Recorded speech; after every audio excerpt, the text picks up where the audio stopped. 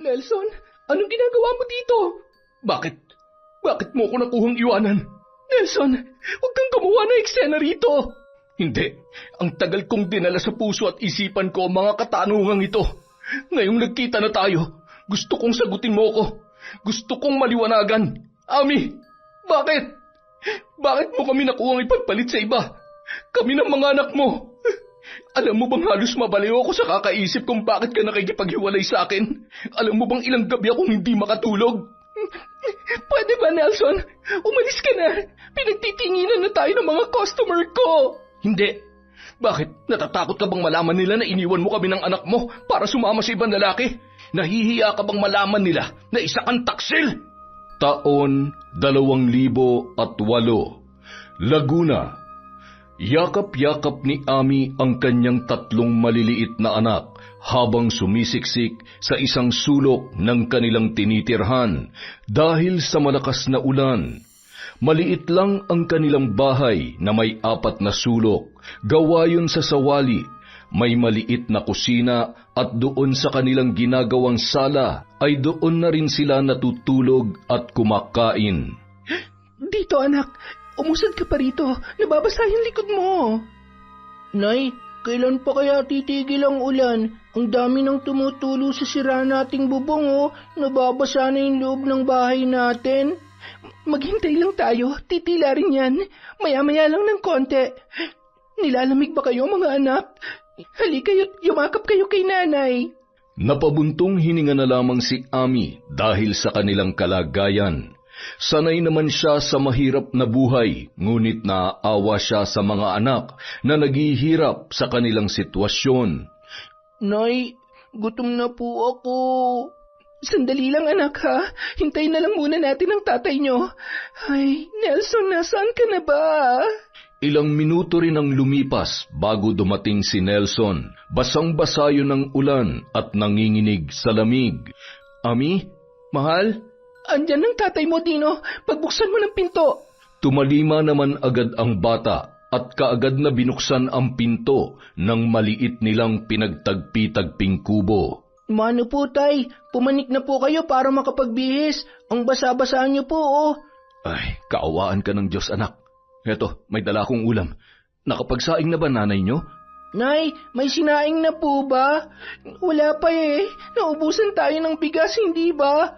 Ay, oo nga pala. Eto, nakabili naman ako ng 5 kilo. Naku, parang nabasa rin yata. Hindi naman.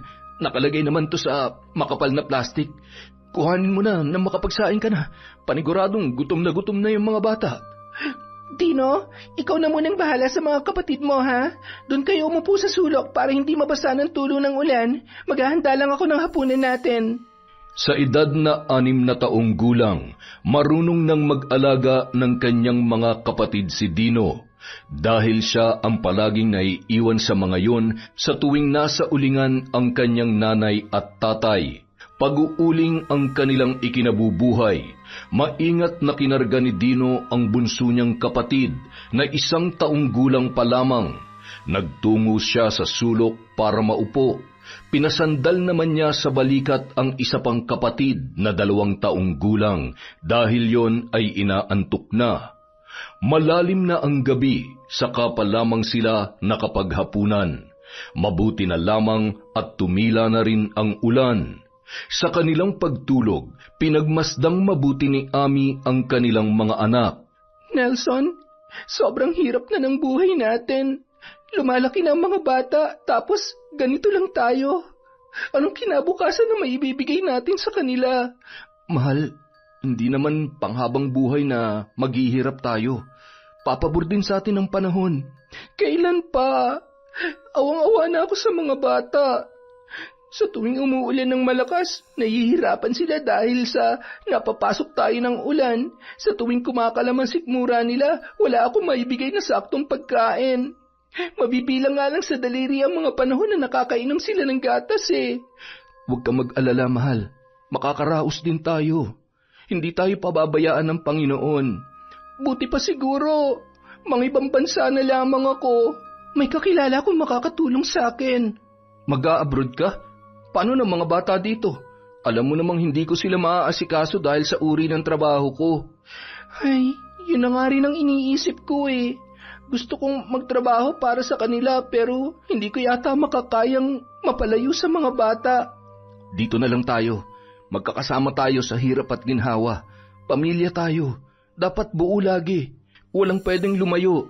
Subalit isang araw, habang nasa ulingan ang buong pamilya, ang isang anak nina Ami at Nelson na 2 taong gulang pa lamang ay nahulog sa butas ng nagbabagang uling. Nasunog ang isang paa nito. Ilang araw ang itinagal nila sa ospital pero dahil sa mga komplikasyon, tuluyang nasawi ang bata. Nelson, ano nang gagawin natin ngayon? Nawalan na nga tayo ng isang anak. Lubog na lubog pa tayo sa pagkakautang. Kahit ako, Ami, hindi ko na alam kung anong gagawin. Hindi na nga ako makapag-isip ng matino eh. Isa na lang ang paraan na alam kong makakatulong sa atin, mahal. At kahit anong gawin mong pagtutol, hindi na ako magpapapigil. Ano yun, mahal? Aasikasuhin ko ng lahat ng mga kailangan. Mangingibang bansa ako. Susulat ako sa kaibigan kong nasa Maynila. Ayoko sanang magkalayo tayo pero naisip ko ring mas makabubuti sa atin yan. Kung yan ang iyong pasya, hindi ko hahadlangan. Alam kong para sa pamilya natin to, mahal. Huwag ka mag-alala, hindi ko pababayaan ang mga anak natin. Makalipas ang 1 buwan, nakatanggap ng tawag si Ami mula sa kanyang kaibigan. Pinapaluwas siya nito ng Maynila para asikasuhin ang mga papeles papunta sa Middle East. Mag-iingat ka doon, mahal. Masyadong malayo ang pupuntahan mo. Baunin mo ang pagmamahal ko. Pinapangako ko, Nelson. Ito na magiging simula ng lahat. Makakaahon na din tayo sa hirap. May papaayos na rin natin ang ating tirahan. Hindi na kayo matutulog na walang laman ng sikmura. Magsisikap ako para mabigyan ng maayos na kinabukasan ng ating pamilya. Nay, huwag niyo pong kalimutang sumulat ha. Mag-iingat po kayo. Mamimiss ka namin ni Bunso, Nay. Huwag ka nang umiyak, anak. Lagi ako magpapadala sa inyo. Mahal na mahal ko kayo, mga anak ko. Huwag kayong pasaway kay tatay, ha? O siya, aalis na ako. Basta, mag-iingat kayo rito. Nelson, ang mga bata, huwag mo silang pababayaan. Mahal na mahal ko kayo. Habang nakasakay sa jeep, pinupunasan ni Ami ang mga luhang nag-uunahang tumulo sa kanyang pisngi. Alam kong mahirap, pero para sa inyo, kakayanin ko. Mabigyan ko lamang kayo ng magandang buhay. Ilang buwan din ang inilagi ni Ami sa Maynila. Kahit nahihirapan sa pang-araw-araw na pangangailangan, hindi siya sumuko. Halos araw-araw din siyang tumatawag sa pamilya gamit ang nabili niyang isang second-hand na cellphone na Nokia 3210. Sa isang kapitbahay naman siya kumukontak sa kanyang mag-aama hanggang sa tuluyan na siyang nakalipad papunta sa Saudi Arabia. Sa pagtapak niya sa bahay ng kanyang magiging amo, sobrang nanibago ang babae. Kaya mo to, Ami. Nasa bansa ka ng mga Arabo. Kailangan mong sanayin ang sarili mo sa kanilang kultura. Naging maayos naman ang pagtatrabaho niya doon at hindi siya gaanong nangulila dahil may isang kamahan siyang Pinay din. Walang iba kundi si Lotlot. Anong probinsya mo, kabayan? Taga Laguna ako. Ikaw?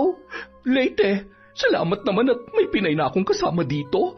May makakasundo na ako. Alam mo naman tayo mga Pilipino, nagkakasundo agad sa mga bagay-bagay. Matagal ka na ba dito, Lotlot? Oo, mabait kasi mga amo natin. Hindi nananakit ng mga kasambahay kaya hindi ko sila maiwan-iwan. Saka ako lang inaasahan ng pamilya ko sa Pinas. Kung hindi ako kakayod, walang magpapaaral sa mga kapatid at mga pamangkin ko. Wala ka bang anak, Lot? Dalaga pa ako, Ami. Sa ilang taon ko na dito, hindi ko na naisipan pa mag-asawa. Tutal, marami naman akong pamangkin. Pag tumanda na ako, may mag-aalaga naman siguro sa akin. Ikaw ba, may asawa at mga anak ka na? Naikwento ni Ami ang kanyang buhay sa bagong kaibigan. kung bakit siya nakikipagsapalaran doon at kung sino ang kanyang mga inspirasyon para pumasok sa pagiging isang domestic helper. Lahat tayo'y may mga dahilan at may kanya-kanyang pinaguhugutan. Pero iisa lang ang nais natin, Ami. Yun ay ang mabigyan ng magandang kinabukasan ang mga mahal natin sa buhay.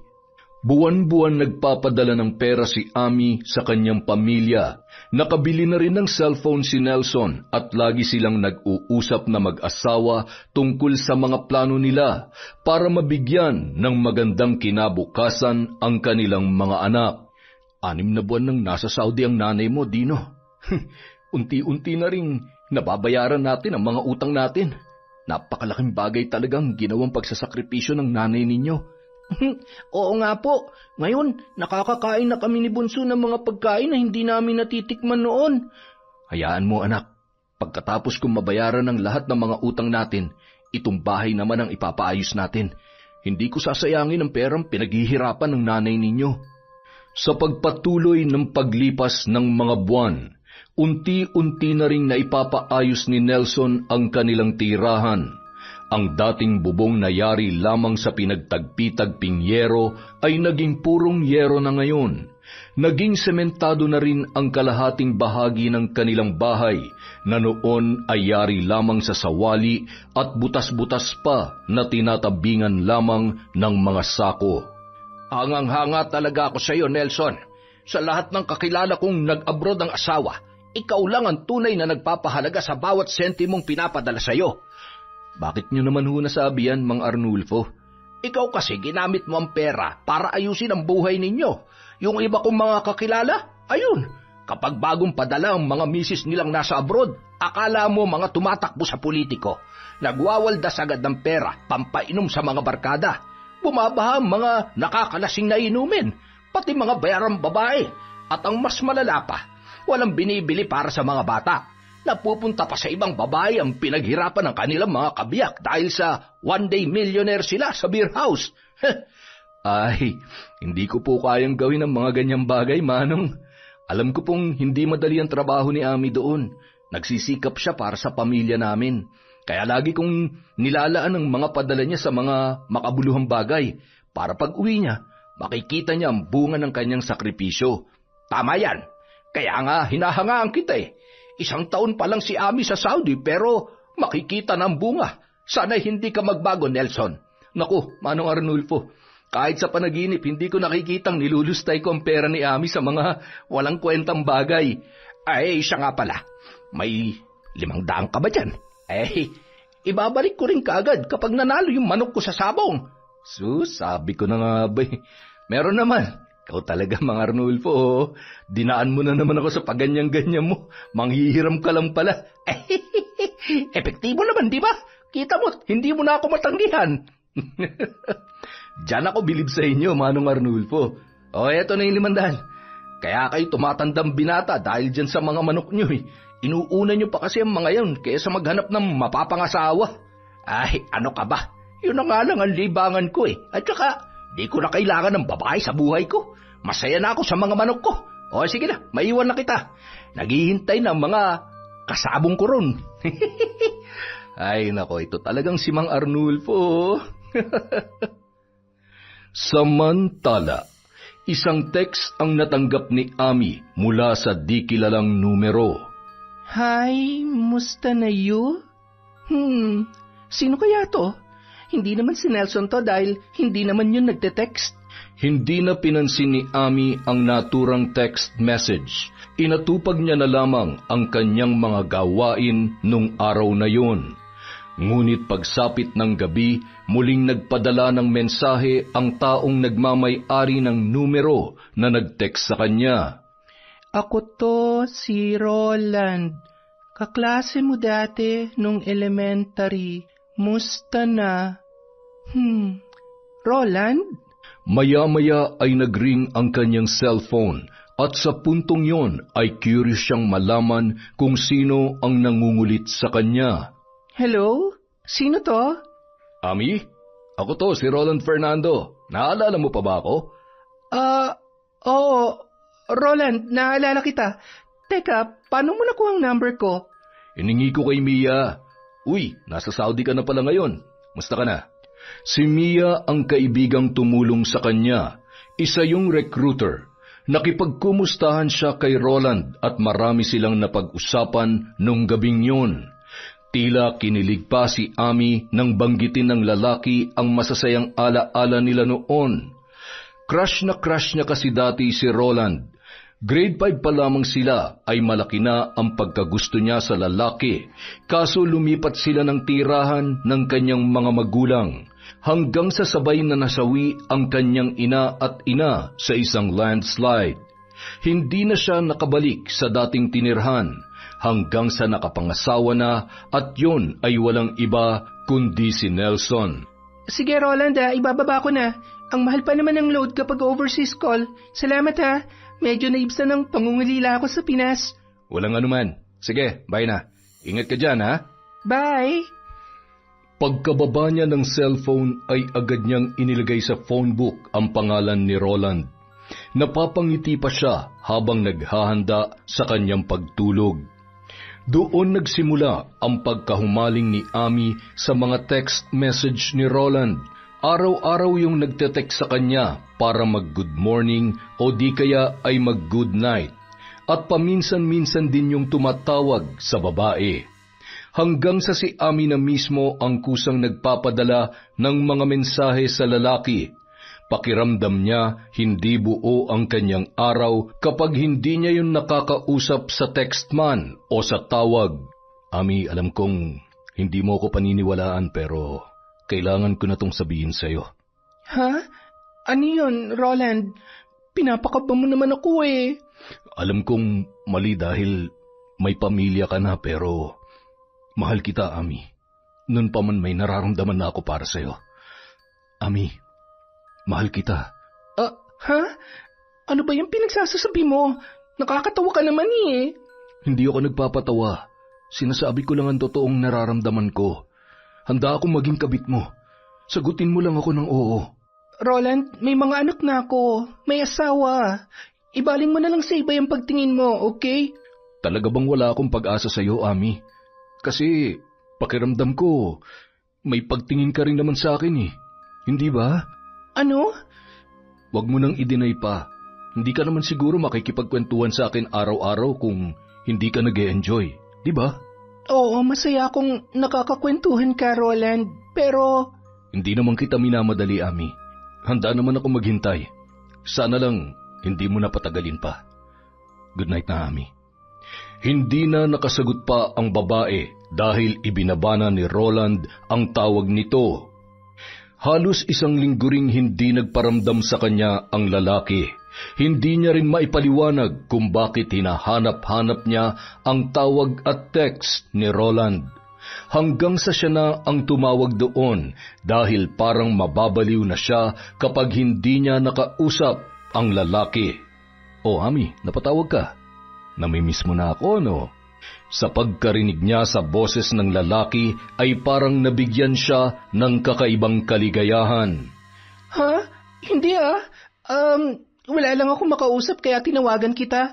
Bakit nga pala hindi ka na nagpaparamdam? Nagpapamiss lang.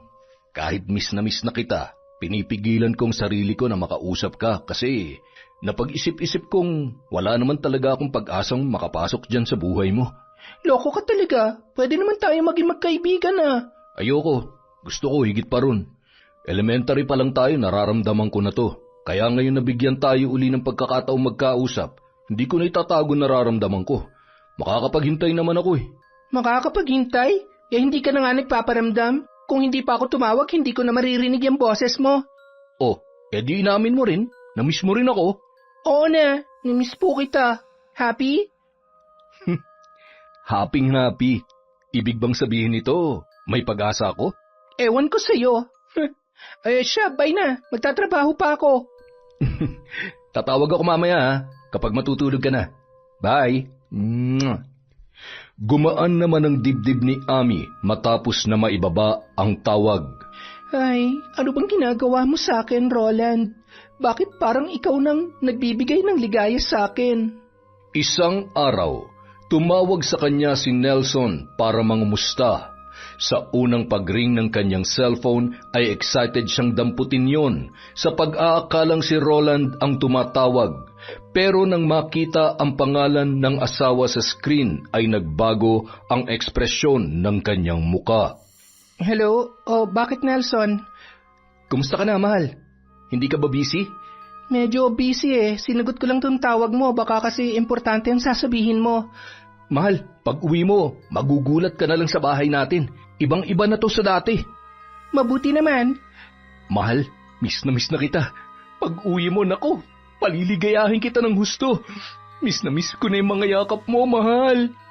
Nelson, ibababa ko na. Nandito na ang mga amo ko, baka mapagalitan ako Bye! Bye, mahal. I love you. Nanibago naman si Nelson sa kanyang asawa. Parang nag-iba ang sigla ng boses nito. Madalang lang siyang tumawag dahil alam niyang nakakaistorbo siya sa trabaho ni Ami at sa puntong yon, nahahalata niyang parang nagmamadali ang babae. Hindi mapakali si Nelson. Nag-alala siya na baka kung napano ang kanyang asawa. Marami pa naman siyang nababalitaan na minamaltrato ang mga OFW ng kanilang amo. Kaya kinabukasan, tinawagan niyang muli si Ami. Mahal, may dinaramdam ka ba dyan? Sabihin mo lang sa akin, sinasaktan ka ba ng amo mong Arabo? Ginugutom ka ba? Mababait ang mga amo ko, Nelson. Kahit marami akong trabaho rito, nakakakain naman ako na maayos. Kaya huwag ka mag-alala. Sigurado ka ba na okay ka lang? Oo, sabi. Bakit parang matamlay ka? Pagod lang ako. O sige na, bye na. Kailangan ko na magpahinga. Bye, mahal. I love you. Napabuntong hininga na lamang si Nelson nang walang makuhang sagot mula sa kanyang asawa. Dati ay ito pa ang nag-I love you sa kanya, pero ngayon ay pangalawang beses na binaliwala siya noon. Pagod lang sigurong mahal ko. Wala ba naman tigil sa trabaho Tay, gusto ko pong makausap si nanay. Nako, anak. Pinatay na ng nanay mo yung tawag. Magpapahinga na raw siya. Sa susunod na lang, ha? Sige po, tay. Samantala, nag-e-enjoy naman si Ami sa pakikipag-usap kay Roland.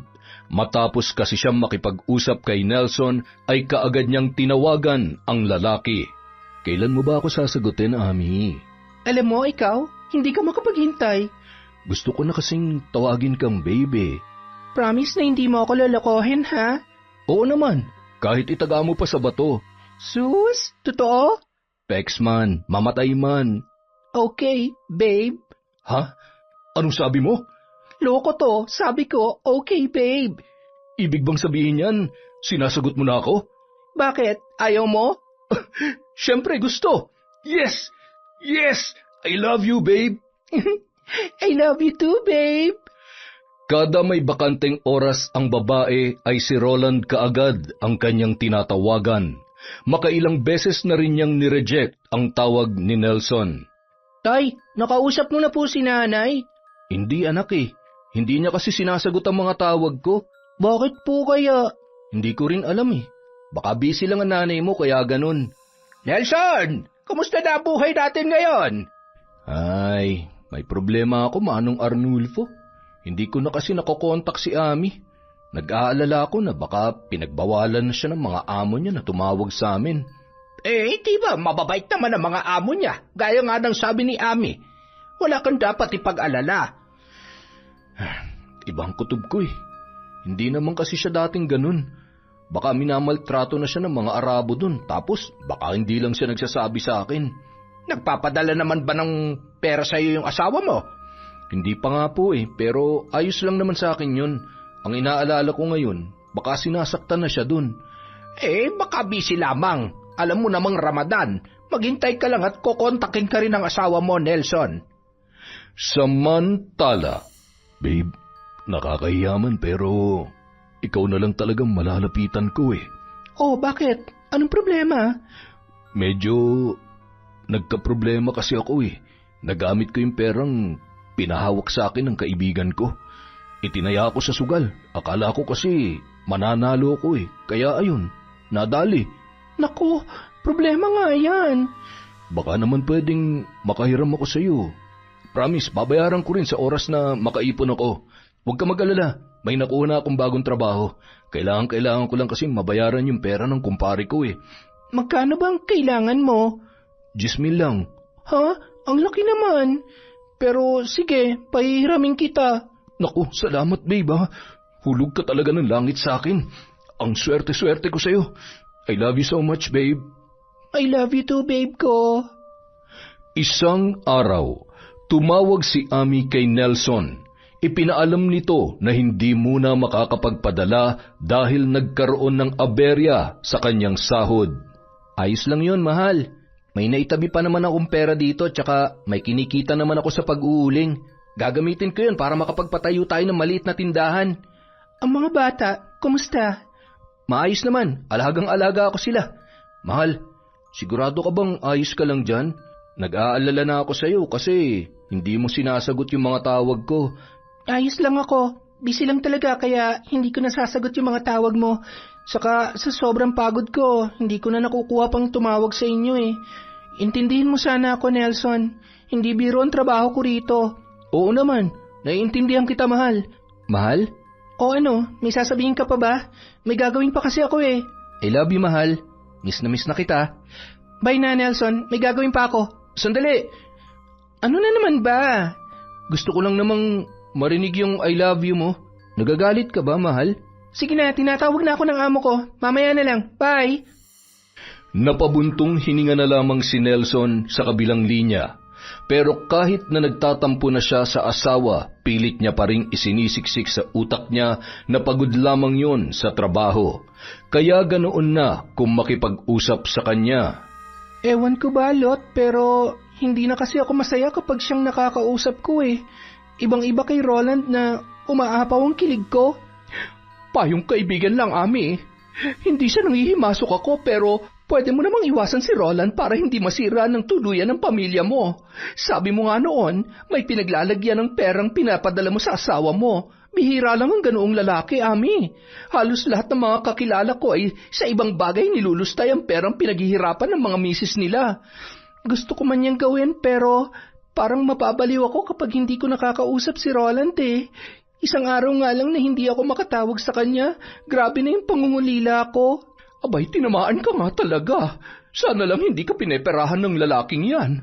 Mukhang nagpapadala ka pa naman sa kanya. Hiram niya lang yon, Lot. Babayaran niya rin. Basta, ito lang ang may papayo ko. Huwag mong hahayaang masira ang pamilya mo. Sila ang dahilan kung bakit ka nagsusumikap, kung bakit ka nandito. Sa sinabing yon ni Lotlot, parang natauhan si Ami.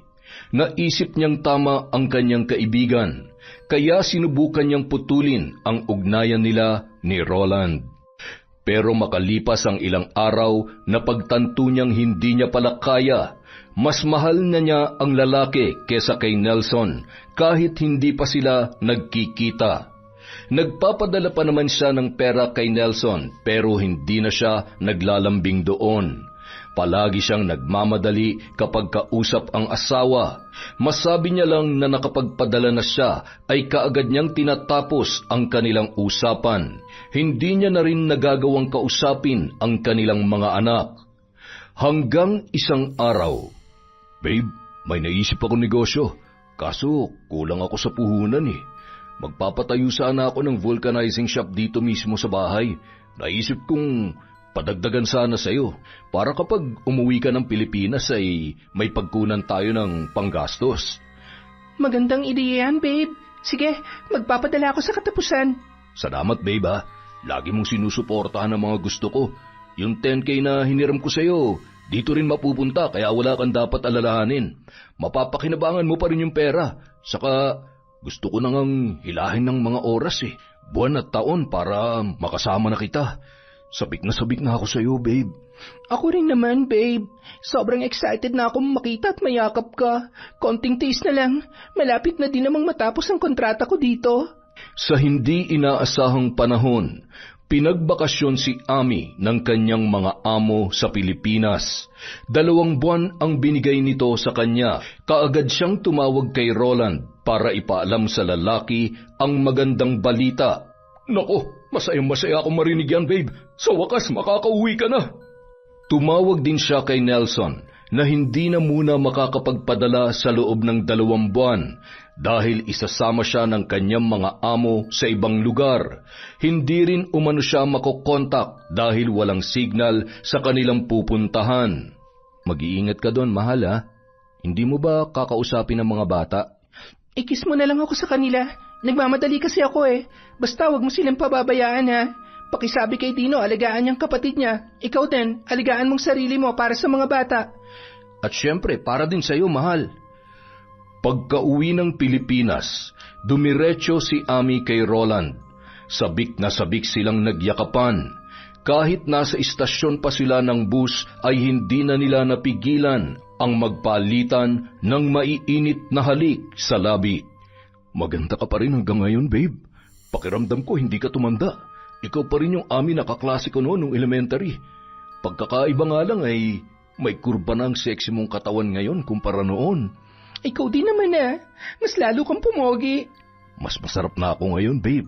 Kita mo tong abs ko? Pagsasawaan ko yan mamaya, babe. Habang nakasakay ng bus, naglalaplapan ang dalawa na parang sila lang ang tao roon. Wala silang pakialam na pinagtitinginan na sila ng kanilang mga katabi. Ang tanging mahalaga ng mga sandaling yun ay ang kanilang mga nag-aalab na damdamin. Makalipas ang 1 oras, nakarating na sila sa tahanan ni Roland. May kalakihan ang inuupahang bahay ng lalaki. Kalahating semento yon at kalahating amakan. Babe, ito yung sinasabi kong vulcanizing shop na itinayo ko. Pera mong ginamit dyan, kaya sa iyong kita ng vulcanizing shop natin na yan. Babe, ano ka ba? Ang sakin ay sa'yo rin. Hindi ko kailangan kunin ang kita niyan. Talaga, babe? Oo naman. Mamaya na natin pag-usapan yan, babe. Dumiretso na tayo sa kwarto. Nagpupumiglas na tong alaga ko eh. Tayo na. Kanina ko pa rin gustong anuhin yan eh. Sa loob ng 2 buwan, naging masaya si Ami sa piling ni Roland. Mag-asawa na silang talaga sa mga mata ng kanilang mga kapitbahay. Nararamdaman ni Ami ang tunay na pagmamahal ni Roland sa kanya. Maalaga ito, maalalahanin, medyo may pagkamahilig nga lamang. Lagi niyang pinagbibigyan ang hiling nito pagdating sa kama dahil sinusulit niya na ang mga araw na sila ay magkasama. Babe, ayoko nang lagyan ng medyas tong alaga ko. Pwede bang hubarin ko na lang pag naglalaro tayo? Hindi pwede. Alam mo namang babalik pa ako sa Saudi. Paano kung mabuntis ako? Eh di nasira pa ang mga pangarap natin. Huwag ka na lang kayong bumalik doon, babe. Dito na lang tayo. Mabubuhay naman kita eh. Babe, may mga anak pa ako naghihintay ng mga padala ko. Kailangan pa nila ako. Mga anak mo o si Nelson? Babe, wala na akong pagmamahal kay Nelson. Kinakausap ko lang naman siya noon dahil ama siya ng mga anak ko eh. Nakipag-iwalay ka na ba sa kanya? Hindi pa, pero alam ko sa sarili ko na ayaw ko na sa kanya. Hayaan mo, pagbalik ko ng Saudi, makikipaghiwalay na ako. Paprangkahin ko na siya. Promise yan ha. Kung noon payag akong maging sabit lang, ngayon nakasama na kita, hindi ko nahahayaang makihati pa kay Nelson. Aking ka lang ng buong buo, babe. Oo naman. Sa'yo lang talaga ako, babe. Marami na tayong plano. Pinapangako ko sa'yo, tutuparin natin ang lahat ng yon na magkasama. Samantala, todo kayod naman si Nelson sa pag-uuling. Bukod sa yun na ang nakasanayan niyang trabaho ay maraming mamimili ang naghahanap sa kanyang gawang uling. Sobrang sipag mo naman, Nelson. Baka magkasakit ka na niyan. Parang wala sa abroad ang asawa mo kung kumayod ka. 2 buwang hindi makakapagpadala si Ami, Mang Arnulfo, kaya kailangan kong mag-uling para hindi malugi ang maliit na sari-sari store namin. Saka kailangan ko rin makaipon. Marami pa kasi kaming plano, oras na makauwi na siya rito. Paano kung hindi malulugin tindahan mo eh? Mas marami pang utang kaysa benta. Huwag mo na kasing pautangin yung hindi nagbabayad. Naaawa kasi ako, Manong eh. Lalo na kapag sinasabing wala silang maulam o di kaya walang maisaing. Alam mo naman na dumaan din ako sa ganyang hirap. Nakakaawang isipin na nakakatulog sa gutom yung mga bata. Hanggat may maipapautang ako sa kanila, ayos lang kahit matagal silang magbayad. Sa hirap ng buhay ngayon, kailangan mong unahin ang mga importante. Ang sabihin mo, kailangan nilang unahin magbayad para makautang sila uli. Ang hirap sa iyo masyado kang mabait. Alam mo nang inaabuso ka ng ilang mga kapitbahay natin sige ka pa rin ng sige. Tingnan mo, ikaw tuloy ang nahihirapan. Di naman po. Malakas pa naman ako. Sa ngayon, malakas ka. Paano kung magkasakit ka? Paano na mga anak mo? Sino mag-aalaga sa kanila? Ikaw naman, Manong Arnulfo. Nega mo naman. Nega na kung nega. Nagsasabi lang ako ng totoo, Nelson. Teka lang. Magkano bang utangin nyo? Isang araw, inatake ng mataas na lagnat si Nelson. Nawalan siya ng ganang kumain. Inuubo rin siya at nanginginig ang buo niyang katawan. Tay, a-absent na lang po ako sa school para maalagaan ko kayo. Huwag na, anak. Kaya ko naman ang sarili ko. Paano po si Bunso? Ako nang bahala sa kapatid mo. Pumasok ka na. May exam kayo, hindi ba? Sigurado po kayo, Tay. Oo, wag mo na kaming alalahanin. Ako nang bahala rito. Malakas si tatay, hindi ba? Kayang-kaya ko to. Kahit nang hihina, nakuha pa ring alagaan ni Nelson ang kanyang bunsong anak. Ay, kung nandito ka lang sana, mahal. Ikaw sana nag-aalaga sa amin. Mga haplos mo lang ang nagpapalakas sa akin kapag ganitong may nararamdaman ako. Miss na kita, Ami. Sa pagbabalik ng kanyang asawa sa Saudi, hindi na yun nagparamdam pa kay Nelson. Nawalan na siya ng ganang makipag-usap sa kanyang asawa. Para saan pa, si Roland na ang kanyang asawa. At sa tuwing naiisip niya si Nelson, wala na siyang makapangpagmamahal para sa lalaki. Ayos na tong package mo para sa Pinas Para ba sa mga anak mo yan? Oo, lahat yan para sa mga bata. Kumusta naman ang pagstay mo doon, Ami? Paniguradong masayang-masaya mga anak mo. Kaso, ngayon mo palang maaasikaso ang package. Nahuli na sa pag-uwi mo doon. Kay Roland ako umuwi, Lot. Ibig mong sabihin, hindi mo nakapiling ang mga anak mo? Oo, kaya nga bumabawi ako ngayon sa ipapadala kong package para sa kanila Lalagyan ko to ng maraming laruan at mga damit. Napatingin na lamang si Lotlot kay Ami sa paraan na nadidismaya. Wala ka na ba talagang nararamdaman para sa asawa mo, Ami? Lot, si Roland na ang mundo ko ngayon. Kahit pigain ko pa ang puso ko, hindi na talaga to tumitibok kay Nelson. Hindi ka ba naaawa sa mga anak ninyo? Sila ang una maaapektuhan kapag nakipaghiwalay kasama nila. Alam mo, Lot, simula nung si Nelson ang nakasama ko, lagi kami naghihirap. Hindi ko nga naranasang makabili ng mga bagong bra at panty Laging sa ukay-ukay lang galing ang mga panloob ko. Pati damit. Sobrang hirap namin noon. So, sa tingin mo kung kay Roland ka sasama, hindi na kayo maghihirap? Oo, kasi nga, itsura pa lang ni Roland, alam kong magagaan ang trabaho niya.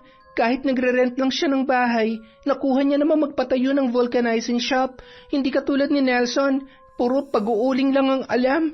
So, sa tingin mo, mabubuhay ka niya nang hindi naghihirap? Ganoon ba? Sabi mo noon, maski pag ang asawa mo, bakit parang minamaliit mo na siya ngayon? Kasi yun ang totoo, Lot. Kung hindi ako nagpunta dito, malamang patay na ngayon ang pamilya ko sa gutom. Gusto ko namang maranasan na tumira sa Pilipinas na hindi naghihikahos sa buhay. Makikipaghiwalay ka na ba sa asawa mo? Hindi na kailangan, Lot. Tutal, hindi naman na ako uuwi doon. Basta para sa akin, si Roland ang asawa ko ngayon. Siya na ang buhay ko. Hindi ako pabor sa desisyon mong yan. Pero sino ba naman ako para makialam? Hindi ba? Isang araw, kagagaling lang ni Dino sa paaralan nang may pumaradang truck sa harap ng kanilang bahay. Tatay, may naghahanap po sa inyo. Ano po bang kailangan nila? Package yata yan ng nanay mo, Dino. Nakatanggap kasi ako ng tawag kanina na may ide-deliver na package sa atin. Talaga po? Wow! Excited na akong buksan yan, Tay! Sa loob ng bahay, isa-isang inilabas ni Nelson ang laman ng malaking kahon. Puro laruan, damit at sapatos yon ng kanyang mga anak. May mga gamit sa paglilinis ng katawan, delata, noodles at chocolates. Tay, wala po sa inyo? Wala anak eh. Baka nakalimutan lang ilagay ng nanay mo. Nakalimutan? Grabe naman si nanay. Kahit isang damit, hindi kanya pinadalhan. Ayos lang yan anak. Hindi naman ako naghahangad ng material na bagay eh. Sapat na sa akin na naalala kayo ng nanay ninyo. Tay, hindi pa rin po ba ninyo nakakausap si nanay? Hindi nga eh. Hindi ko na makontak yung number ng cellphone niya. Nag-aalala na nga ako ng husto eh. Mabuti na lang at nagpadala siya sa inyo. Ano na kaya nangyari kay nanay, tay? Hindi ko nga rin alam eh. Hindi naman siya naglagay ng sulat dito sa mga ipinadala niya. Nang mabalitaan ni Manong Arnulfo ang pagdating ng package, agad siyang nagtungo sa bahay ng kanyang kaibigan. Aba, Nelson, balita ko'y nagpadala ng malaking kahon ng asawa mo. Beke naman may chocolate kang may aabot sa akin dyan. Eto po, Manong Arnulfo. Maraming ang tsokolate sa loob ng kahon na ipinadala niya. Bakit mukhang hindi ka masaya? Sino ba naman ang sasaya, Manong? Ilang buwan ko nang hindi makontak si Ami. Tapos, eto ngayon at nagpadala nga. Wala namang sulat. Hindi ko alam kung anong gagawin ko para makausap siya. Isa pala yan sa pinunta ko dito, Nelson. Alam mo, may isa akong kaibigan sa kabilang bayan. Si Bruno ba? Yung Kristo ng Sabungan? Oo, si Bruno, yung palaging dumadalaw sa inyo dati. Bakit po? Anong balita sa kanya? Hindi nga sana ako maniniwala kaso sabi niya sigurado daw siya. Sigurado ho sa ano? Nakita niya raw si Abby sa isang lunsod na pinuntahan niya. Mga 5 buwan na nakararaan. May kasama raw na lalaki at ang sweet-sweet pa raw nila. Nako, imposible po yun. Nasa Saudi po si Ami. Baka naman kamukha lang. Yun din ang sabi ko sa kanya pero sabi niya, sigurado daw siya na si Ami yun. Marami naman magkakamukha, Manong Arnulfo. Pero malay mo naman kung si Ami nga yun, Nelson. Kung si Ami po yun, bakit ibang lalaki ang kasama niya? Di ba dapat akong kasama niya? Saka, kung si Ami yun, nakita niyo sana umuwi siya dito sa bahay namin. Kita niyo namang kapapadala niya lang. 3 taon ang kontrata niya sa Saudi, Manong Arnulfo. Oo nga, Pwede mo bang dagdagan ang mga tsokolate ko, Nelson? Para naman may kutkutin ako bukas at sa susunod na bukas. Alam mo na, minsan lang makatikim ng mga imported na tsokolate itong kaibigan mo Oo naman po, bibigyan ko din kayo ng sabon at shampoo. Ito. Aba, ayos na. Matagal din bago ko ito mauubos. Maraming salamat, Nelson, ha? Teka, naghapunan na ba kayo? Hindi pa kasi ako kumakain May kanin at ulam sa lamesa, Manong. Kumain ka na ron. Ayan, kakasabong nyo, nakakalimutan nyo ng kumain. Buti pa yung mga manok, 4:00 pa lang ng hapon, pinapatuka nyo na. Ang totoo niyan, walang bigas sa bahay Naubos ko kasi ang pera ko. Kakapatuka ng mga manok.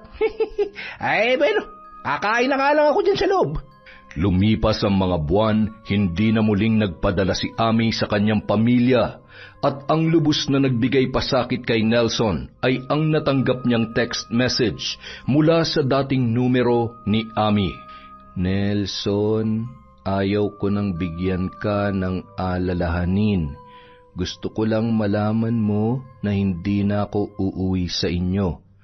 Tinatapos ko na ang relasyon nating dalawa at ang obligasyon ko sa inyo ng mga anak natin.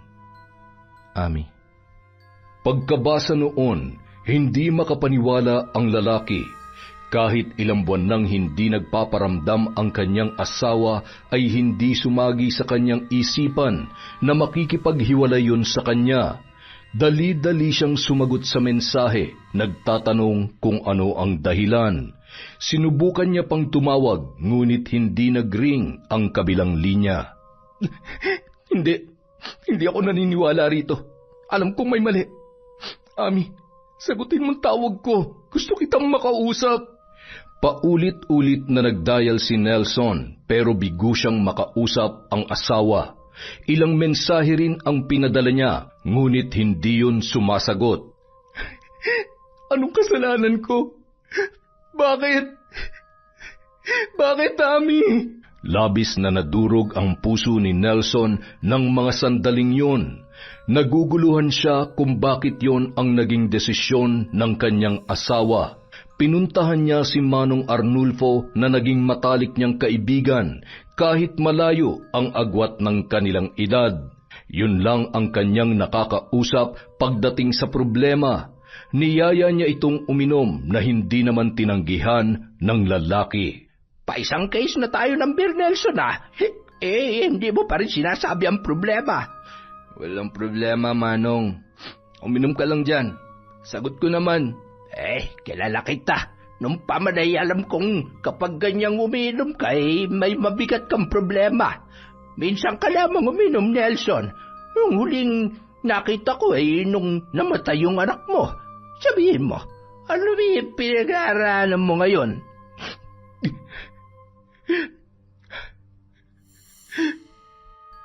Nanatili lamang nakatingin si Manong Arnulfo sa kanya, handang makinig kung anuman ang kanyang ilalahad na problema. Nakikipaghiwalay sa akin si Ami, Manong. Ano? May bakit? Nakausap mo ba siya? Kailan? Inilahad ni Nelson ang lahat sa kaibigan. Hindi na rin niya itinago ang labis na sakit na kanyang nararamdaman. Sabihin mo sa akin, Manong, ano ba nagawa kong pagkakamali sa kanya para hiwalayan niya ako? Ano kayang dahilan? Hindi naman kayo nakapag-usap, hindi ba? Baka ibang tao nag-text sa'yo at binibiro ka lamang. Alam kong si Ami yun, Manong. Sa kanya galing yung message at siya mismo ang nag-type. Ginawa ko naman ang lahat para mapabuti mga anak namin, Inilalaan ko sa mapapakinabangang mga bagay ang perang pinapadala niya. Pero bakit niya ako ginaganito? Bakit? Si Ami lamang ang tanging makakasagot ng mga katanungan mong yan, Nelson. Mula noon, halos araw-araw nang naglalasing si Nelson. Parang nawalan na ng direksyon ang kanyang buhay. Noong una, hinahayaan lang siya ni Manong Arnulfo. Ito na rin ang nagkukusang mag-alaga sa bunso niyang anak kapag nasa eskwela si Dino. Nelson, hindi solusyon sa problema ang pagpapakalunod sa alak. Ayusin mo yung sarili mo. Para saan pa, Manong? Nung sinabi ni Ami na hindi na siya uuwi rito, para na rin ako namatay. Wala na akong ganang mabuhay pa. Si Ami lang ang buhay ko, Manong. Magpakatatag ka para sa mga anak mo, Nelson. Hindi ka ba naaawa sa mga bata? Simula nung magkaganyan ka, naging mabigat na ang pinapasan ni Dino. Maawa ka naman sa kanya. Wala kang karapatan mangima sa buhay ko, Manong. Wala kang karapatan. Abay, gago ka pala Hoy, Nelson, isang babae lang si Ami. Maraming babae dyan na pwede mong ipalit sa kanya. Pero itong mga anak mo, hindi mo na mapapalitan. Kaya magtino ka para sa kanila. Si Ami lang ang buhay ko, Manong. Huwag mo na akong pakialaman. Gago pa lang talaga Bahala ka sa buhay mo. Mag-asawang suntok ang binigay ni Manong Arnulfo sa magkabilang pisngi ni Nelson. Galit na galit ang lalaki dahil sa kahibangan ng kanyang kaibigan. Kailangan ko tong gawin para magtino ka, para mahimasmasan ka, para magpatuloy na mabuhay para sa mga anak mo. Itinulak ni Nelson si Manong Arnulfo, ngunit hindi siya gumanti ng suntok. Nang akmang susuntukin siyang muli ng kaibigan, ay umiyak siya at sumalampak sa lupa. Manong Arnulfo, patay ka na lamang ako. Ayoko na mabuhay pa. Patayin niyo na ako.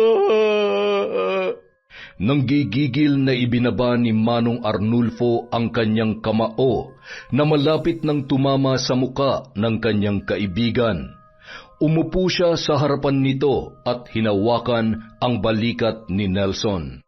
Sana naman ay isipin mo rin ang mga anak mo, Nelson. Sa iyo lamang sila umaasa. Ikaw ang pinagkukunan nila ng lakas. Paano na lamang sila kung mananatili kang ganyan? Matapos sabihin yon ay umalis na ang matanda. Samantala, walang tigil naman sa pag-iyak si Nelson. Nakita siya ng kanyang mga anak. Lumapit ang dalawang bata sa kanya. Tay, ayos lang po ba kayo? Mas lalong lumakas ang paghagulhol ni Nelson nang marinig ang boses ni Dino at ng kanyang bunsong anak. Nilapitan niya ang dalawang bata at mahigpit na niyakap ang mga yun. Iniwan na tayo ng nanay niyo, mga anak. Hindi na siya uuwi sa atin. Ayaw niya na sa atin. Hindi niya na tayo mahal. Hindi niya na ako mahal. Hindi man lubusang naiintindihan ni Dino ang lahat, pero niyakap niya ng mahigpit ang kanyang ama. Napagtanto niya na kaya pala laging naglalasing ito ay dahil sa pangiiwan ng kanilang nanay. Tahan na po, Tay. Nandito naman kami ni Bunso. Hindi namin kayo iiwan. Mahal na mahal ka po namin, Tay. Mahal na mahal ko rin kayo, mga anak. Patawarin niyo ako kung napabayaan ko kayo ng kapatid mo. Simula ngayon, aayusin ko na ang buhay ko. Ang buhay nating tatlo. Kahit masakit para kay Nelson ang ginawa ni Ami, sinikap niyang makabangon sa pagkalugmok. Nagsimula silang muli ng panibagong buhay kasama ang kanyang dalawang anak. Magkaganon pa man, hindi niya isiniksik sa ulo ng mga bata na masama ang kanilang ina. Mga anak, kahit iniwan tayo ng nanay niyo, wag na wag kayong magtatanim ng sama ng loob sa kanya, ha? Bakit po, Tay? Talaga namang bad siya eh. Dino, anak, may dahilan ng nanay niyo kaya siya nakipaghiwalay sa akin. Baka may nagawa akong hindi niya nagustuhan o kung ano man. Nanay niyo pa rin siya. Igalang niyo at irespeto. Hindi, Tay. Galit po ako sa kanya. Sinaktan ka niya. Dino, masamang magtanim ng galit. Nanay mo siya. Mahal na mahal ka niya. Mahal? Hindi, Tay.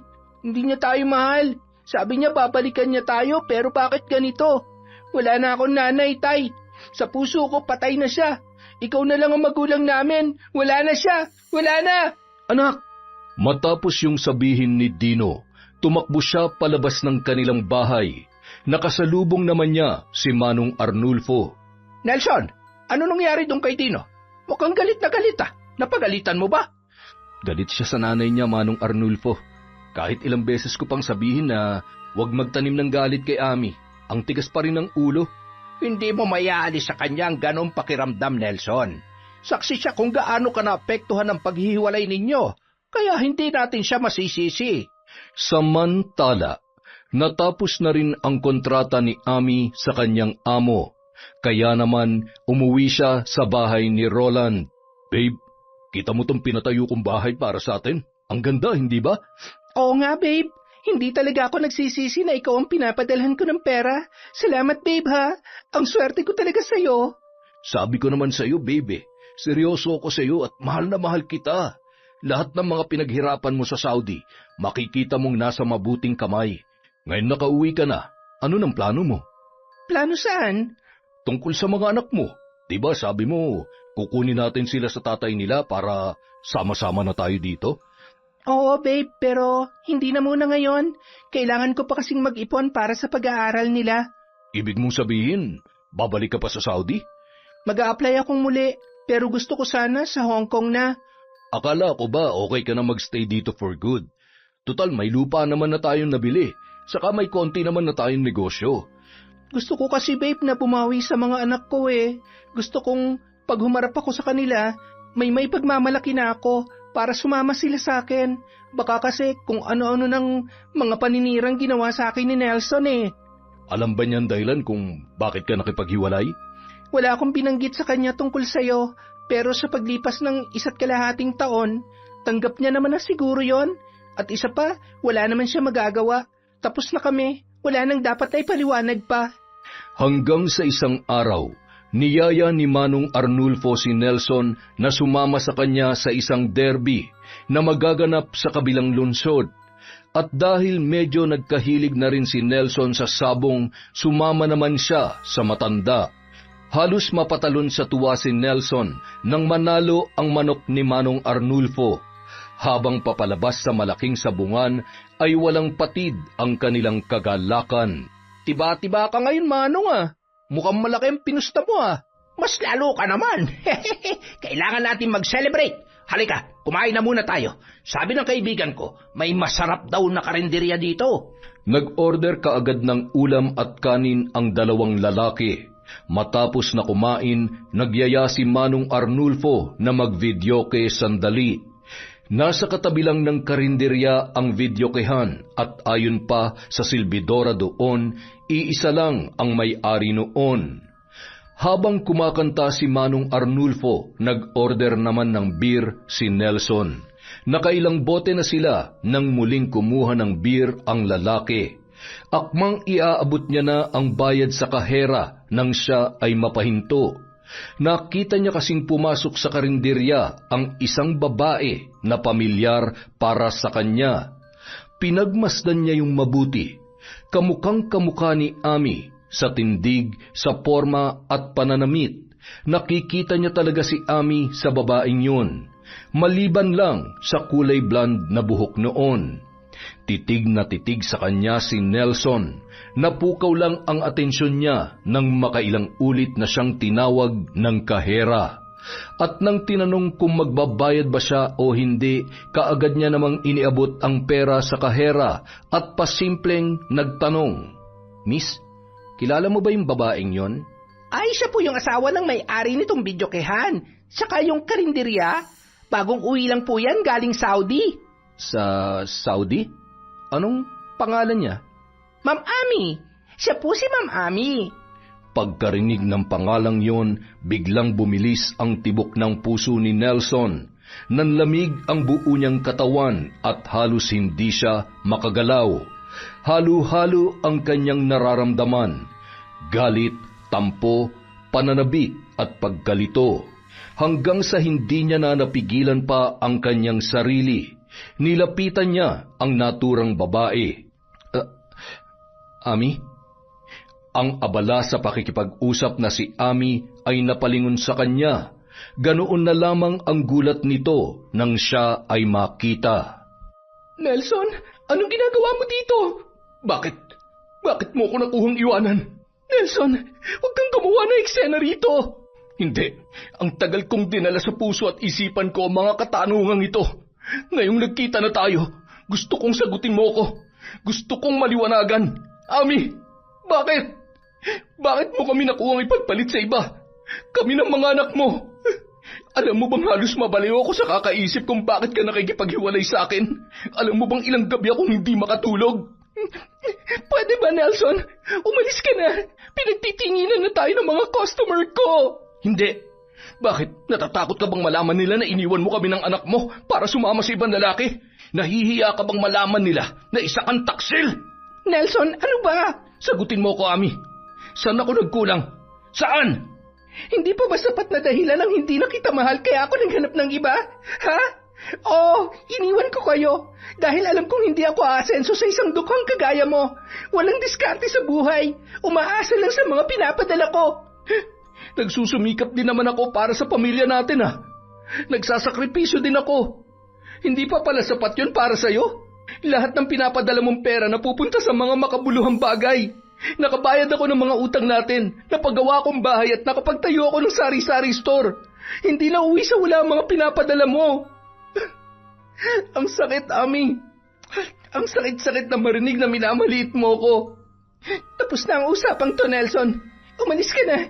Masaya na ako kay Roland. At kita mo naman, may negosyo na kami. Hindi na ako magugutom. Hindi gaya nung kasama pa kita. Naiintindihan mo ba? Oo, naiintindihan ko na ngayon. Malinaw na sa akin ang lahat. Isa kang ambisyosa, hindi na ko kontento. Masaya akong malaman na masaya ka sa piling ng bago mong kinakasama. Hiling ko ang kaligayahan ninyo habang buhay. Mabilis na tumalikod si Nelson matapos sabihin ang mga katagang yun. Narinig niya pa ang bulong-bulungan ng mga tao pero wala na siyang pakialam.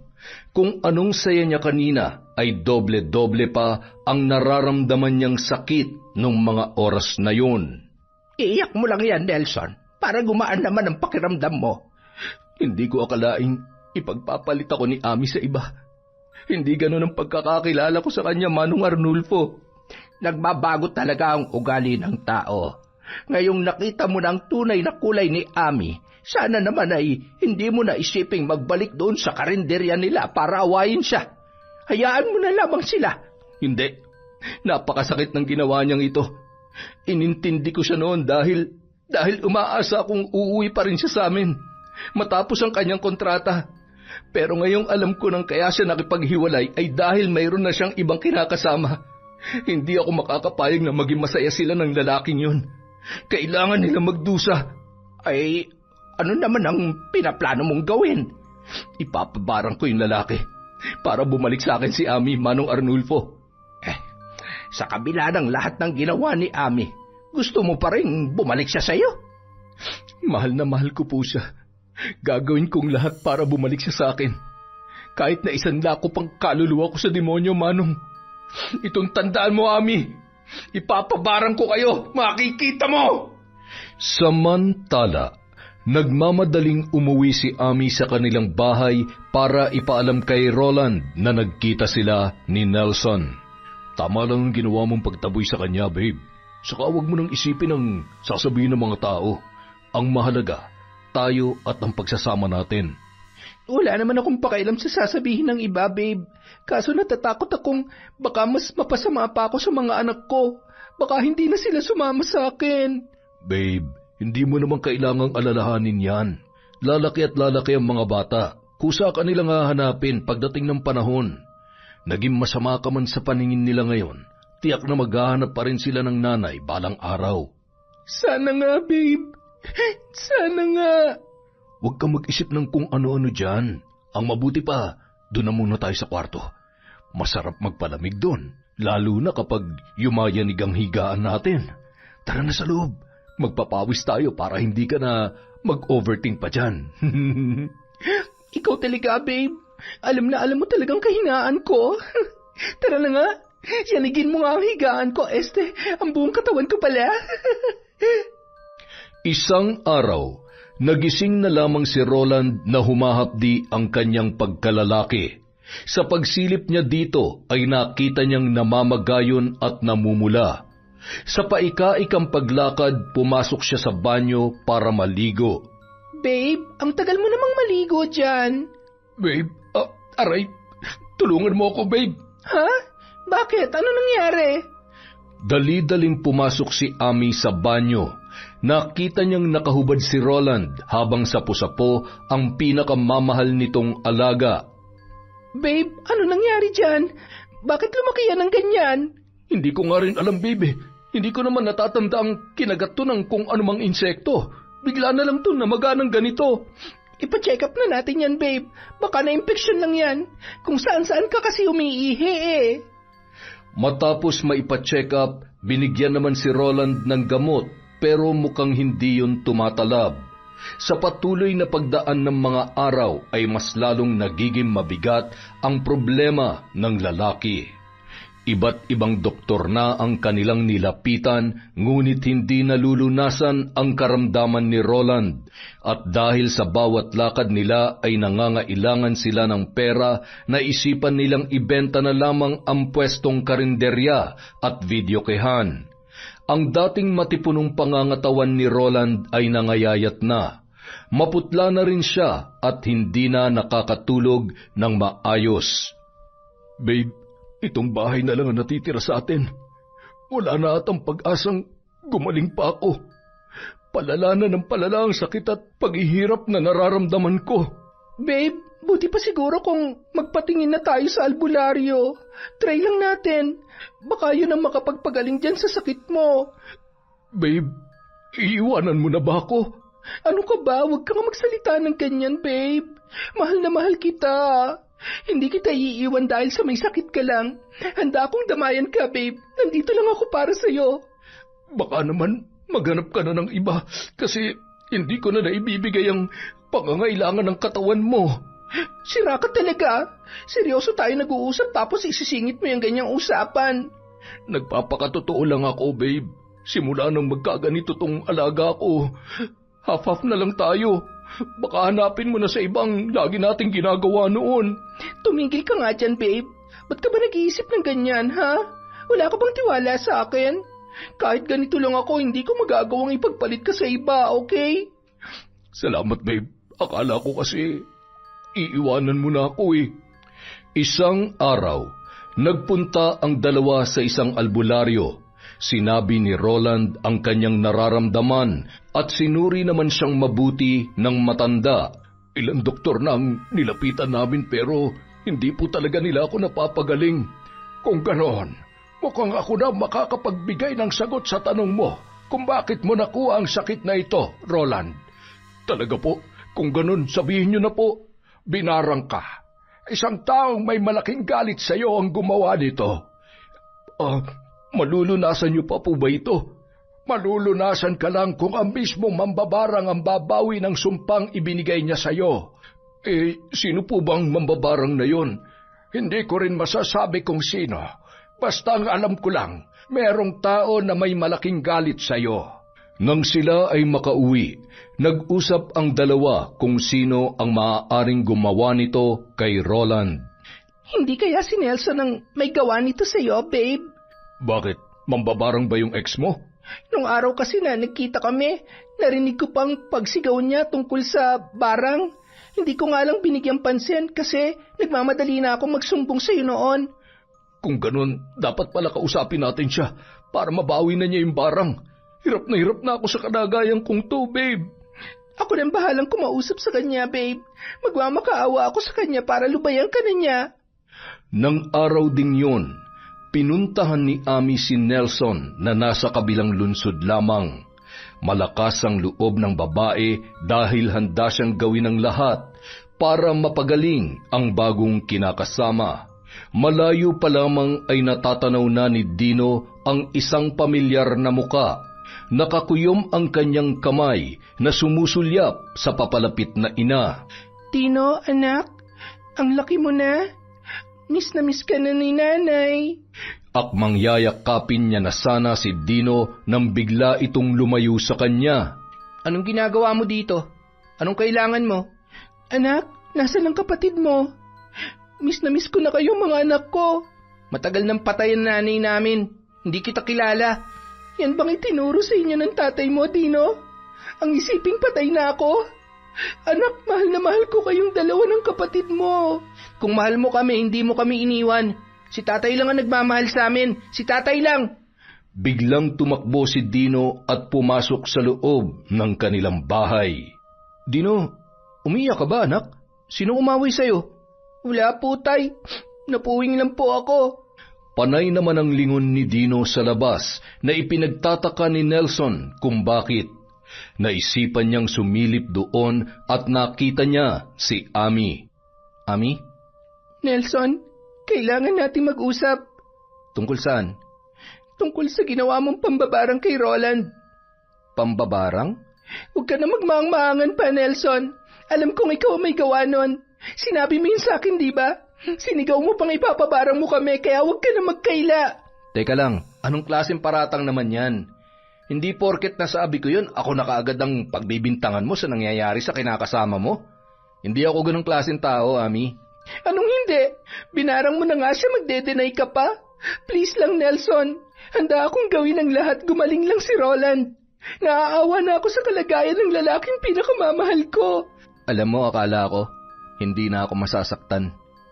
Pero, alam mo bang kapag naririnig kong sinasabi mong mahal mo siya, naaapektuhan pa rin ako? Hindi na ba natin maaayos ang relasyon natin, Ami? Nelson, patawarin mo sana ako sa lahat-lahat. Maski ako sa sarili ko, hindi ako makapaniwalang kaya kitang ipagpalit sa iba. Pero nagawa ko na, Nelson. At mahal na mahal ko si Roland. Ay, hindi ko alam kung kailan maghihilom tong puso kong nasugatan mo ng sobra. Pero sumusumpa akong wala akong ginagawang masama sa inyo, lalong-lalo na sa bago mo. Oo, nasabi kong ipapabarang ko kayo pero hanggang salita lang yun. Nakainom ako nun, kaya kung ano-ano na lang ang lumalabas sa bibig ko. Nagmamakaawa ako sa iyo, Nelson, please. Bawiin mo ng barang kay Roland. Sobrang nahihirapan na siya. Ayokong nakikita siyang araw-araw na dumadaing sa sakit. Ilang ulit ko bang sasabihin na hindi akong bumarang sa kanya? Oo, nakapagbitaw ako ng masasakit na salita sa iyo, pero hindi ko kayang gawin yan sa isang tao, Ami. Kahit ganito lang ako, mahirap, isang kahig, isang tuka, pero may takot pa rin ako sa Diyos. Takot akong gumawa ng kasalanan. Bakit ba ayaw mong aminin, ha, Nelson? Ikaw lang naman na may galit kay Roland, ha?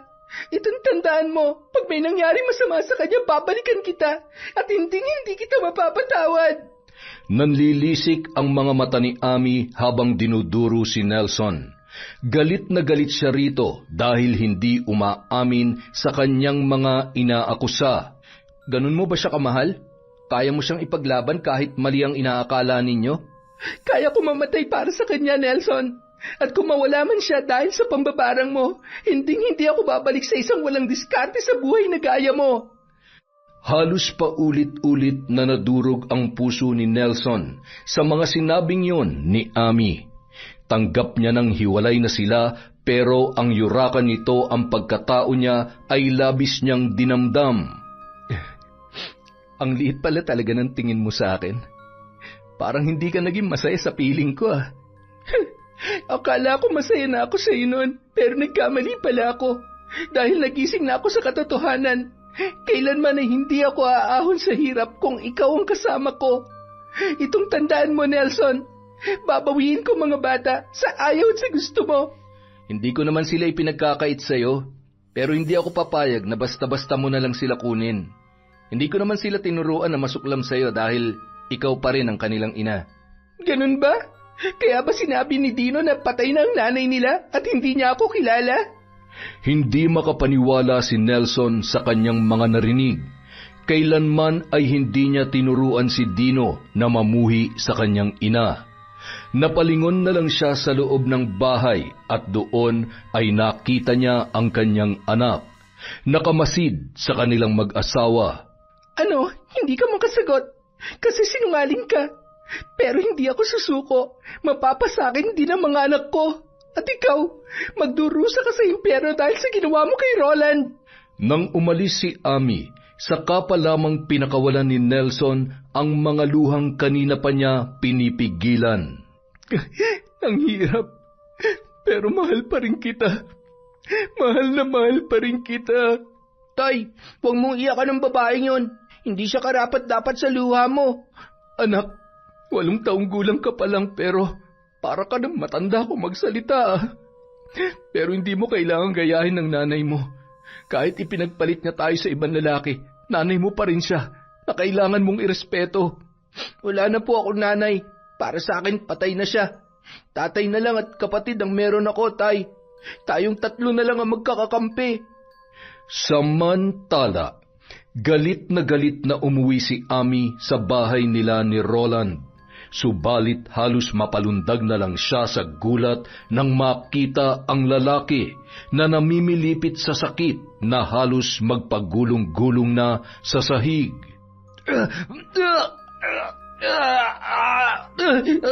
Babe, ano nangyayari sa'yo? Diyos ko, babe! Biglang tumuwid ang katawan ni Roland, namulagat ang kanyang mga mata at naghahabol ng hininga. Babe, sagutin mo naman ako. Ano nangyayari sa'yo? Ang pagkikisay ni Roland ang mas lalong nagpataranta sa babae, hanggang sa nakita na lamang niyang may dumaloy na manilaw-nilaw na likido sa lapag malapit sa puwitan ng lalaki. Nakasuot ng malaking t-shirt si Roland na umaabot sa kanyang tuhod para matabunan ang pagkalalaki nito. Dahan-dahan yung itinaas ni Ami at halos bumaliktad ang kanyang sikmura nang makitang pumutok yun at patuloy na lumalabas doon ang mabaho at nakakadiring likido. Patuloy pa rin ang pagkikisay at paghabol ng hininga ni Roland.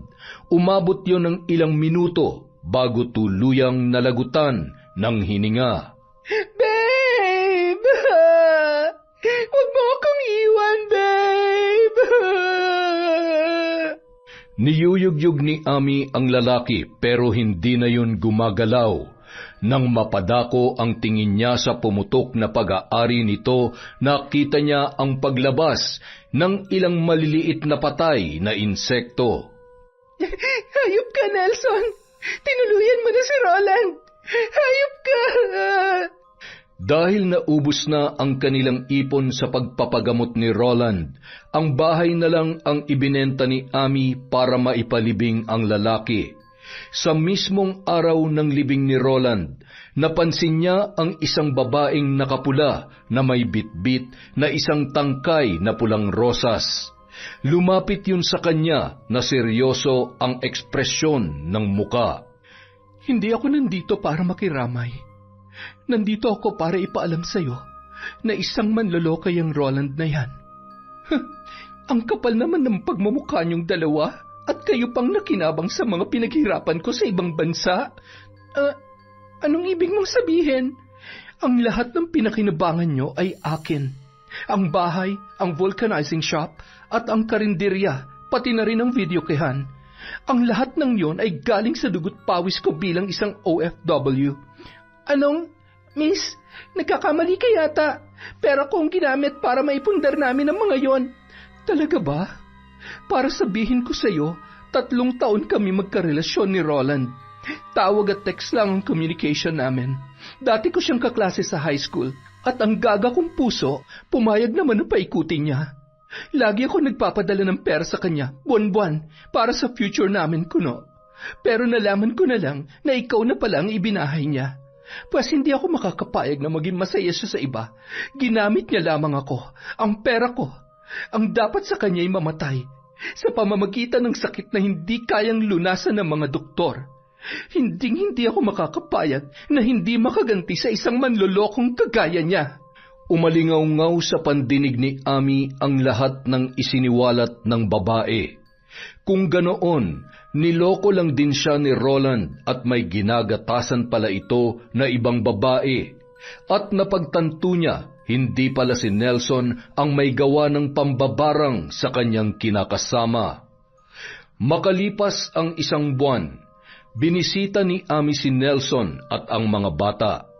Naggulat naman si Nelson sa pagdating ng dati niyang asawa.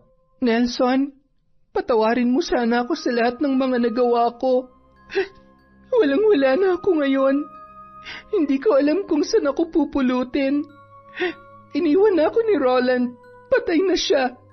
Lahat ng ipon ko naubos na. Kayo na lang ang natitira kong pamilya. Kayo ng mga bata. Hindi alam ni Nelson ang kanyang sasabihin. Nagtatalo ang kanyang puso at isipan. Malaking kasalanan ko sa'yo. Pinagbintangan kita. Minaliit at nasaktan. Pero pangako, babawi ako. Tanggapin mo lang ako muli sa buhay mo, Nelson. Wala na akong ibang malalapitan pa. Ami, mahal pa rin kita. Ang pagmamahal na yon ang naging dahilan kung bakit kita pinakawalan noon para maging masaya ka sa iba. Oo, nasaktan mo ako ng labis-labis, pero napatawad na kita. Talaga ba? Salamat, Nelson. Salamat. Pero napag-isip-isip ko, kailangan ko ring mahalin ang sarili ko. Sa kabila ng mga nangyari, naging matatag ako para sa mga anak natin. Tutulungan kita makabangon, pero ang relasyon natin hanggang sa pagkakaibigan na lang. Akala ko ba mahal mo ako? Oo nga, mahal kita. Pero mas mahal ko ng sarili ko, Ami. Sana makatagpo ka ng taong tunay na magmamahal sa'yo. Yung taong tunay na magpapaligaya sa'yo. Ngayon kasi, mas priority ko na ang mga anak ko eh. At mas masaya na ako na sila na lang ang iniintindi ko. Luhaang umalis si Ami sa harapan ni Nelson. Nagsisisi at nangangako sa sarili na babawi sa kanyang mga anak. Napagtanto niya na ang dating Nelson na walang diskarte sa buhay, mahirap, mahina at minaliit niya ay naging isang matibay na tao dahil na rin sa mga pagkakamali na siya ang gumawa. Nagsisisi man ay wala na siyang magagawa pa para baguhin ang nakaraan. Umaasa na lamang siya na balang araw ay muling papabor sa kanya ang tadhana at manunumbalik ang pagmamahal ng kanyang mga anak. Yon! Isa na naman pong malupit na kwento mula kay Enteng. Marami po tayong utang na shout out, kaya babawi na tayo ngayon. Happy Monday po para sa inyong lahat. Simulan na po natin. Hi po kay Maria Ginabo, Hello kay Angelina Ignacio, kay Ami Viray, kay Neftali Miro, kay Yash Abdul. Hello po kay Rosalina Bogayong, kay Finky Rusi 14. Hi kay Billy Ray, Jenny May, Ray Buendia, Mirna Lampasa, Meng Paraton, Marie, Michael at Uncle Dayong from Lucy Buendia. Hi po kay Berzay Cuna. Hello kay Mirasol Masuher, kay Janet Cisneros, kay Marjorie De Quilla. Hello po kay Sheila, Cheryl at Liza Agado, kay Mary Grace Grefalja. Shout out kay Edgardo Fontanilla, kay Adi Larico, kay Ami Viray, kay Andrea Gape from Renerio Gape. Hello po kay Elvira Fremista, kay Jade Guevara. Hi kay Dimples Yumi, kay Mel, kay Arlene Torquiza, kay Aditha Alegre, kay Emily Cosino. Hi kay Cataleja Soto, kay Annelie Gapol, kay Asodicen Cerilla. Hi kay Vampirang si I Love Traveled. Hello din po kay Frederick Ganagana, Leonora Consensino, Maria Katrina Manyakap. Hello po kay Connie, kay Cat Burglar Cutie, kay Lydia Lopez, kay Gold Sunshine. Hello kay Rose Dioso, kay Irma Umali, kay Simply Mixed Video, kay Teresita Reyes, Roxanne Gaudicos, Thelma Salazar, kay Juvilin Camacho, kay Hannah Maylin Sesgundo. Hi kay Rowena Enriquez, kay Gemma de Ocampo, kay Noemi Garcia Pabunan. Hello kay Desiree de los Santos, kay Janice Tamagos, kay Amiyong. Shout out kay Lord Jared Andrew Ero. Hi kay Mr. Green, kay Lynette Reparado, Elizabeth Sune. Hi din po kay Jeneline Mixed Vlog, kay Pasita Ero, sa Usman Abregana Amuale family from Norsen TV. Hi po kay Nenita Fajardo. Hi kay Kurt Simbahon, kay Malu Hapin, kay Lourdes Buenaventura, kay Minerva Concepcion. Shout out kay Chris Alcantara, kay Annalisa Malatbalat, kay J. Chris, kay Susana Llobrera, kay Conchita. Hello po kay Carmi Kayabyab, kay Mira from Batangas, kay Liza Agodo, kay Normita Legaspi, kay Ella Heda, Dancy Grace, Hombre Bueno.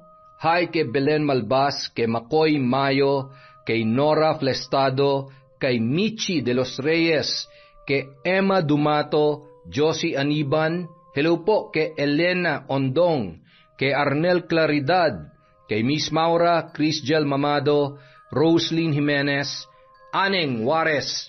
Hello po sa Galedo family from Rai. Hi kay Brian Ramil, kay Sheena Enriquez, kay Joe Linda Alba. Hi kay Yani, kay Analie Baliega, kay Baga Foro Nene, kay Inday Besel TV. Shout out kay Corazon Cacalda, kay Maymegs, kay Manisan Mamot Mapadtaya. Hello din po kay Ruby Rose, Marish Tianzon, kay Josefina Felias, kay Rizal Rotoni at sa Balingit family. Hello po kay Abel Hipolito, kay Rioxan Gaudicos. Hello kay Nika Miguel sa Dordas family from Patrick Dordas, kay Frederick Ganagana, kay Betty Velasco, kay Sarah May, kay Jeme Jane Gaugano. Hi kay Mikasa RG. Hello din po kay Hazel Alcontin, kay Mananahi ng RGW Garments. Hello po kay Honey Austria, Vicky Abut, Jessica Rojas, Isabel Vidal, Benny Ocampo. Hi kay Christy Gaitan, kay Pureza Tagiwalo, kay Alma Naong, kay Emma Robles. Hello po kay Cesan de la Cruz, kay Annie Plaza, kay Cliven Dubalan, kay Jonaline Nurbina, kay Nenita Lozada, sa Briones at sa Belia family from kay Zenny. Hi po kay Karen Pastoral, kay Virginia Pontillas. Shout out kay Leslie May Joven, kay Zara Gonzalez, kay Rose Ann Rama, Vilma Bautista, Elaine Cargente, Carmel Monares, Maura 620. Hello po kay Emelita, kay Cyrus Lago, kay Doris Estander. Hi po sa Garmay at Guagano family from Gemma Jane Guagano, kay Lurima Martelino. Hello po kay Leonardo Agbayani Jr., kay Michi Ito, kay Virginia Pasqua. Hi po kay Filipina Palsario, kay Daiben, kay Zel A. Tapales. Hi kay Alberto Gilhang, kay Jezreel Cruz, kay Tess Gutierrez from Re Basil, sa mga taga Laguna from Elizabeth Sune. Hi po kay Wanda Villarino, kay Chloe Abalos, kay Lent TV 2, kay Jaylee KB Parazo from Ashley Bawis, kay Cristina Santiago Peñaloza, kay Elizabeth Andal, kay Joy Joy Yatutab. Hi po kay Aileen, kay Kurt Mina, kay Bicolanang Magayon, kay Mia Tabayan Tayaban. Hi kay Tats, kay Reden Orio, Briton Orio, Renz Orio ng Western Australia from Orio, Aguila. Hi po kay Ni Alforte, hi Ni. Hi kay Christy Mapili, kay My Favorite Song Collection.